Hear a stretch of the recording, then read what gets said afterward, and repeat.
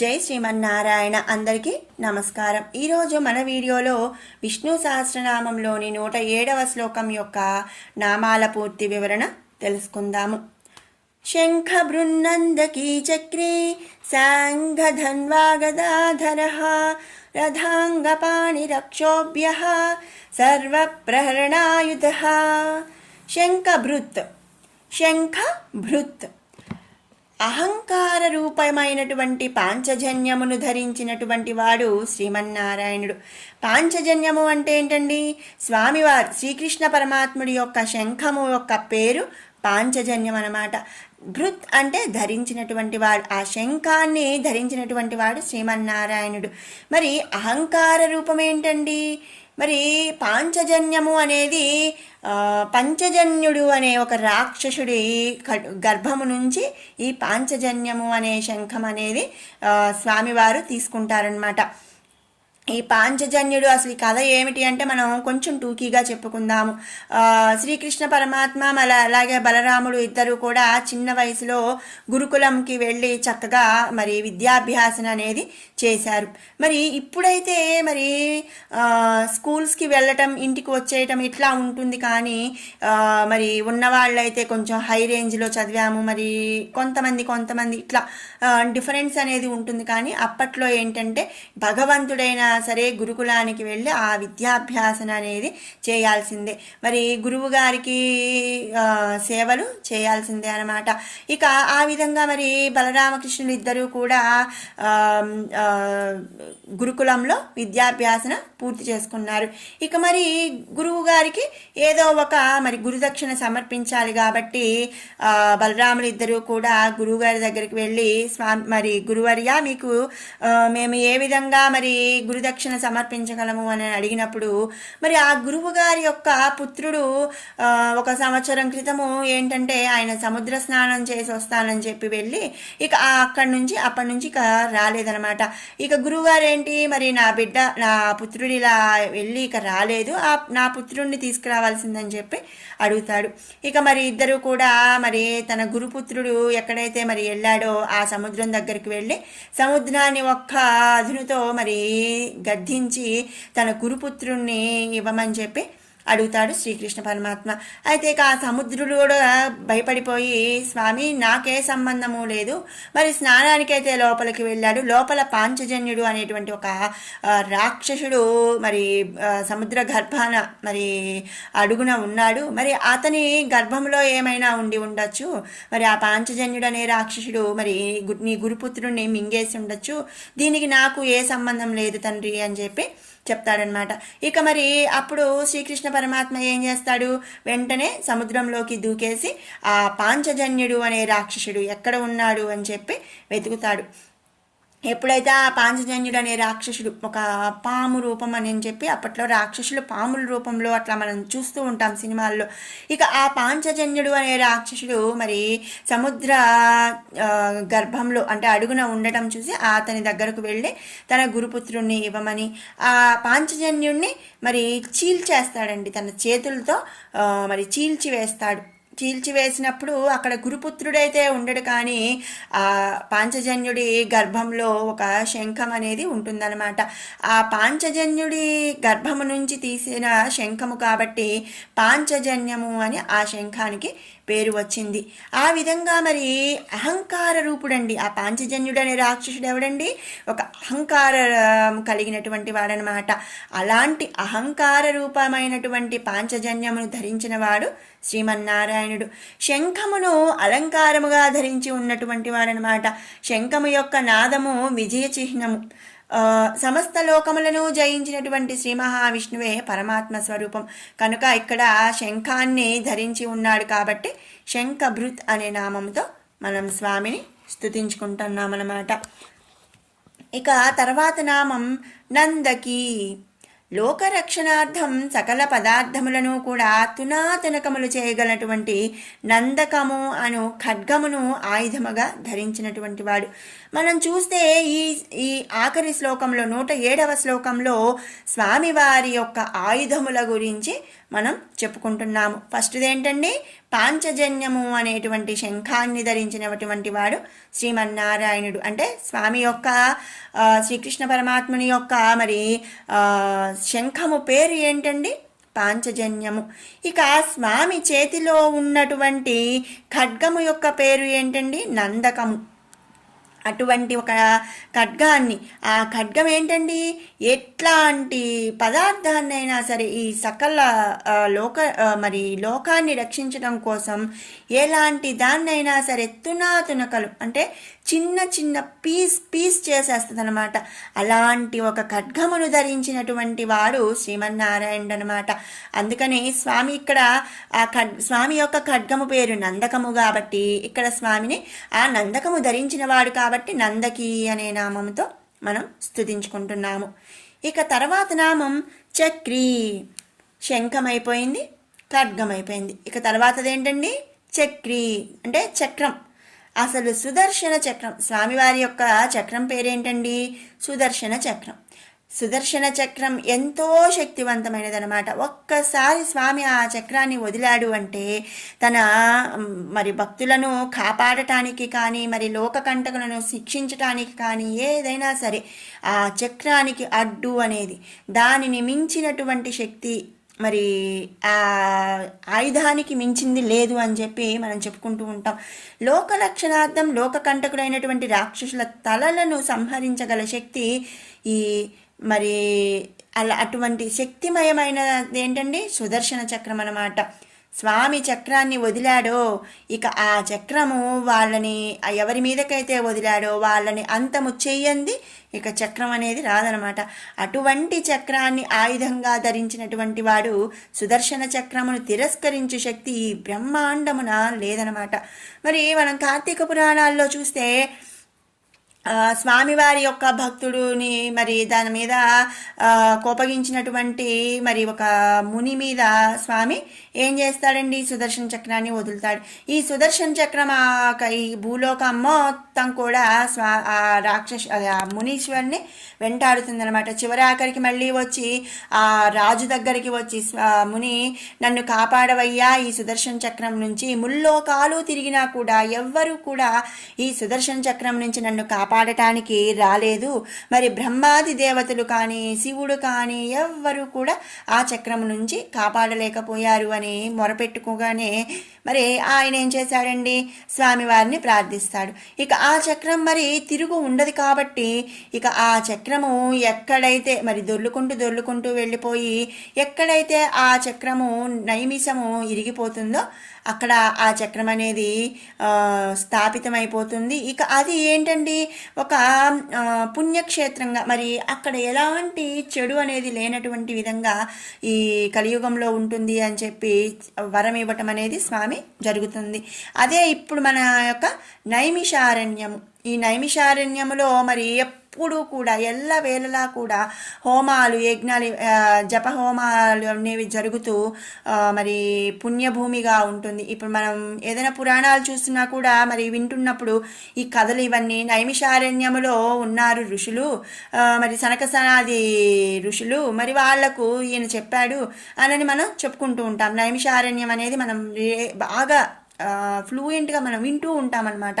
ఆ నైమిషారణ్యం మరి ఈ స్వామి యొక్క ఇదనమాట, ఆ సుదర్శన చక్రం అక్కడ ఉన్నది. అటువంటి మరి ఇక ఆ సుదర్శన చక్రానికి తిరస్కరించే శక్తి బ్రహ్మాండంలో లేదనమాట. అటువంటి చక్రాన్ని ధరించిన వాడెవరండి, శ్రీమన్నారాయణుడు. కాబట్టి స్వామిని మనం ఇక్కడ చక్రి అనే నామంతో స్తుతించుకుంటున్నాము. ఇక తర్వాత నామం శారంగధన్వా. శారంగధన్వ అంటే శరముల పరంపరలను కొనసాగించగల శక్తిమైనమాట. శార్ఘము అనే ధనస్సు. మరి మనకు ధనస్సు తెలుసు, బాణాలు వేస్తాం. ఆ స్వామి యొక్క మరి ధనస్సు పేరేంటండి, శార్ఘము. అటువంటి ఆయుధమును ధరించి ఉన్నటువంటి వాడు శ్రీమన్నారాయణుడు అనమాట.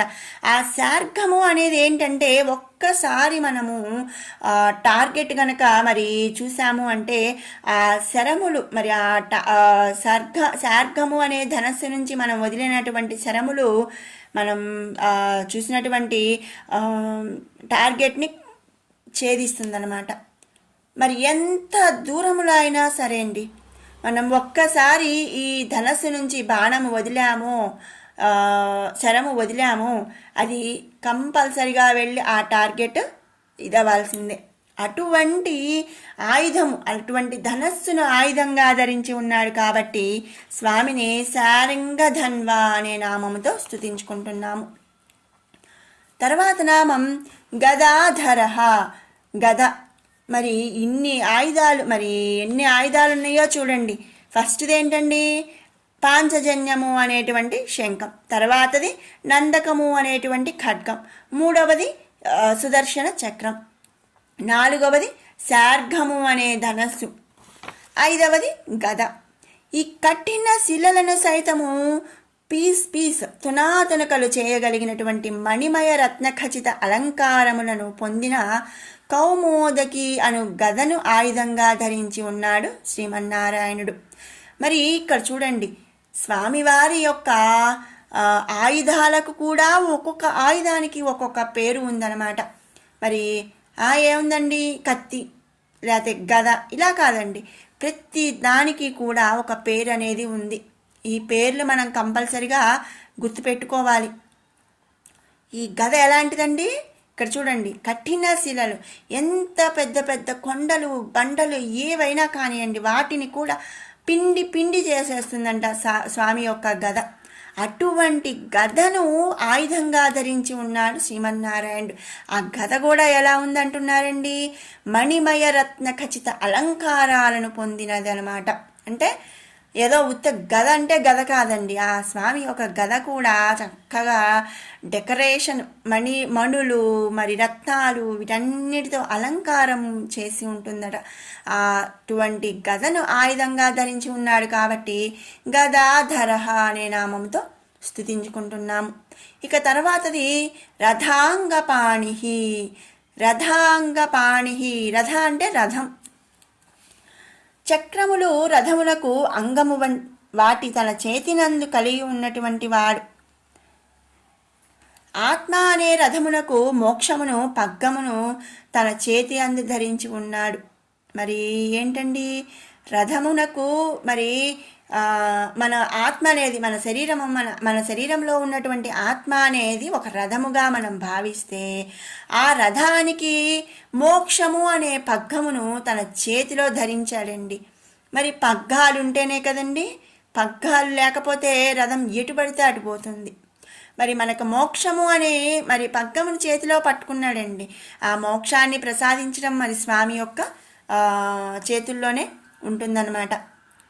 అటువంటి మరి రథమును మరి మోక్షమనే పగ్గమును చేతిలో పట్టుకున్నటువంటి వాడు కాబట్టి రథాంగపాణి. పాణి అంటే ఏంటండి? చెయ్యి అన్నమాట. రథము యొక్క మరి పగ్గమును తన చేతిలో పట్టుకున్నాడు. ఆత్మ అనే రథమును యొక్క మోక్షమును పగ్గముగా మరి తన చేతిలో పట్టుకున్నాడు. అందుకనే స్వామిని ఇక్కడ రథాంగపాణి అనే నామంతో స్తుతించుకుంటున్నాము. ఇక తర్వాత నామం అక్షోభ్య. లోకరక్షకుడు, యజ్ఞరక్షకుడు, స్వేచ్ఛాస్వరూపుడు, ఇవన్నీ కూడా మనం ముందు నామాల్లో చెప్పుకుంటూ వచ్చాము. ఇవన్నీ ఎవరండి? శ్రీమన్నారాయణుడి స్వరూపం అన్నమాట. ఈ శ్రీమన్నారాయణుడిని జయించుట సురులు అసుల చేత సాధ్యము కానిదనమాట.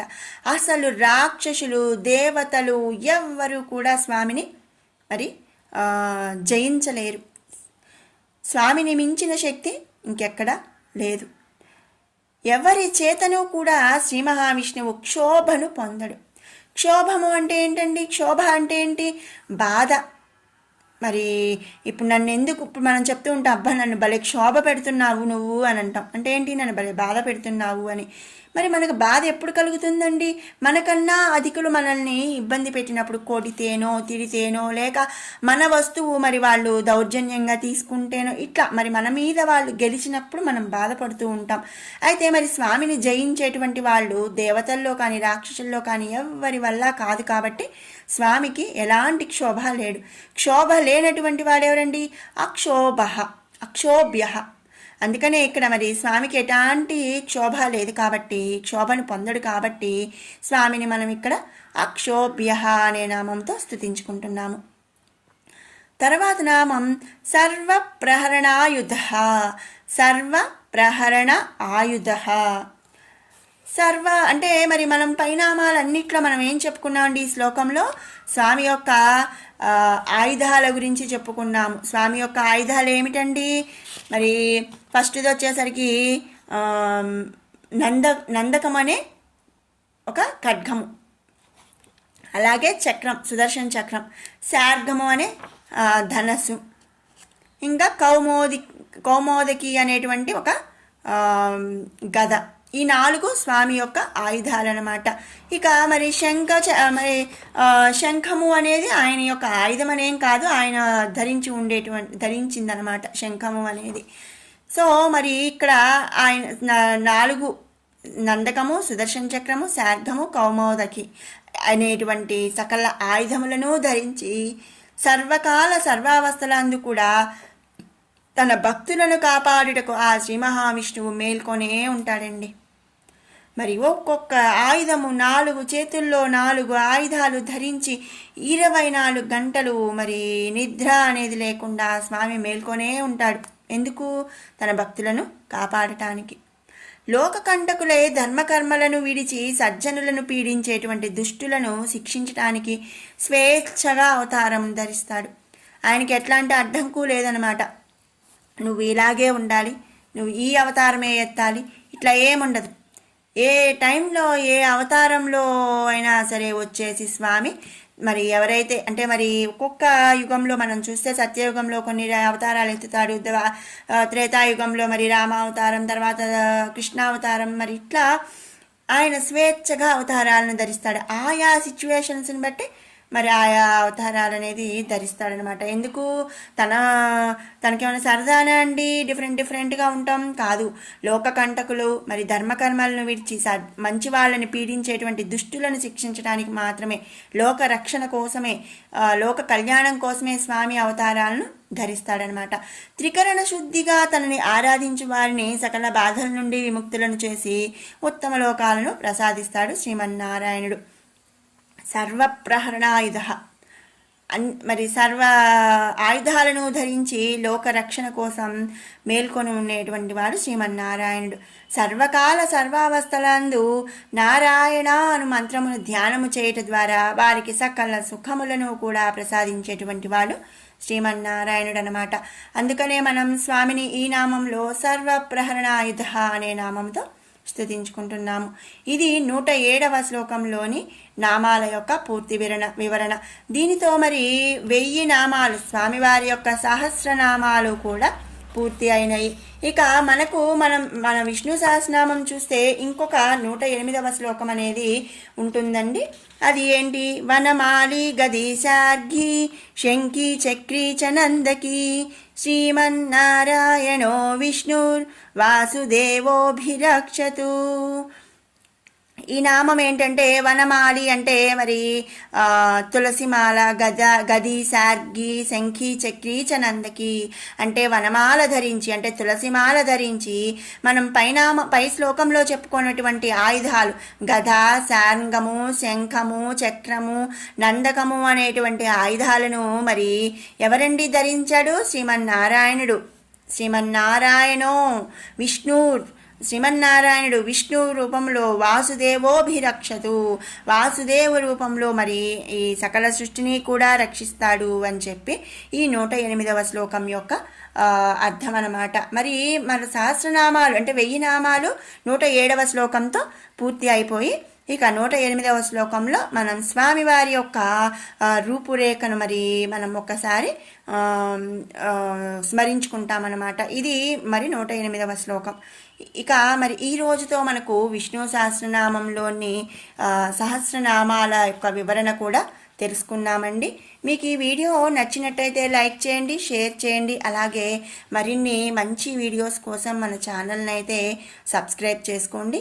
ఇక ఈ 108 శ్లోకాలు పూర్తి అయిన తదుపరి అంటే మరి ఒక 1-2 డేస్లో నారాయణీయం మనం మొదలు పెట్టుకోబోతున్నాము.